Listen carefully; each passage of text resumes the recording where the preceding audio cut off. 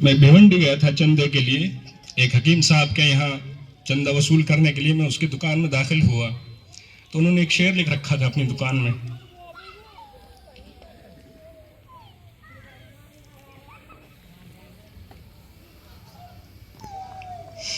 میں اپنی بات کو آگے بڑھاتا ہوں. اور ہمیں اس قابل بنایا کہ ہم قرآن مجید کی کچھ خدمت انجام دے سکیں.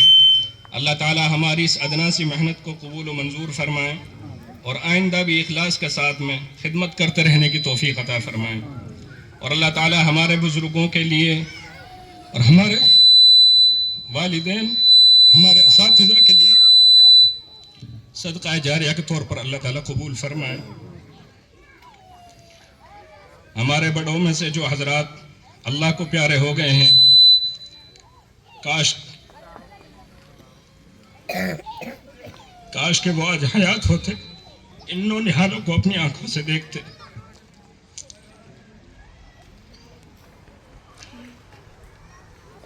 تو یقیناً وہ بہت خوش ہوتے اور مزید ہماری حوصلہ افزائی بھی فرماتے.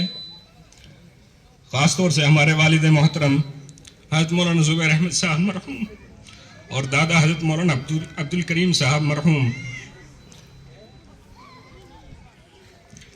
جب بھی اس مدرسے میں وہ تشریف لاتے تھے تو طلباء کو اکٹھا کر کے یا چلتے ہوئے طلباء کو پکڑ کر کے ان سے کچھ پڑھواتے تھے قرآن مجید کہ کچھ پڑھ کے سناؤ.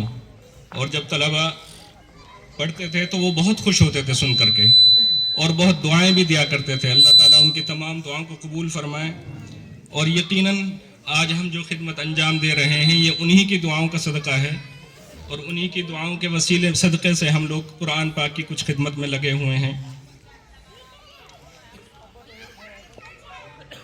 یہ سب میں اپنی طرف سے اپنے تمام طلباء اور اساتذہ کی طرف سے شکریہ ادا کرتا ہوں اپنے معزز مہمانان کرام کا، خاص طور سے حضرت مولانا محمد اسجد صاحب کا. اللہ تعالیٰ ان کو بے حد جزائے خیر فرمائے.